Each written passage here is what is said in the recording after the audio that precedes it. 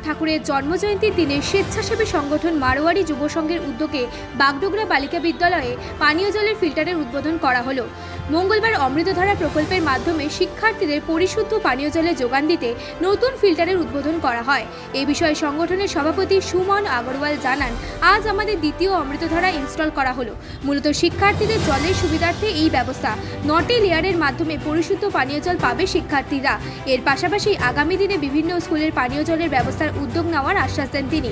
এদিন বিদ্যালয়ের মঞ্চে রবীন্দ্রনাথ ঠাকুরের 162তম জন্মজয়ন্তী উপলক্ষে সাংস্কৃতিক অনুষ্ঠান অনুষ্ঠিত হয়। উপস্থিত ছিলেন আপার বাগডোগরা গ্রাম পঞ্চায়েত প্রধান সঞ্জীব সিনহা সহ অন্যান্যরা।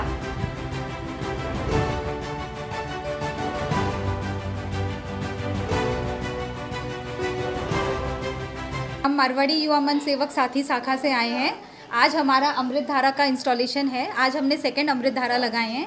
हम लोग इस तरह के और भी बहुत काम करते हैं जहां हमको रहता है कि अच्छा पानी नहीं है, बच्चों के लिए पीने का पानी नहीं है, तो हम वहां इस तरह का फ़िल्टर अमृत धारा लगवाते हैं जहां मतलब हर कोई साफ़ पानी पी सके।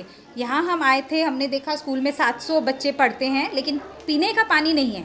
पानी है लेकिन पीने का साफ़ पानी नहीं है, तो हमने सोचा कि हम यहाँ पे अमृत धारा मशीन का इंस्टॉल करवाएं। इसमें जैसे 9 फिल्टर्स हैं, पानी 9 मशीन से फ़िल्टर होके फिर पानी आता है।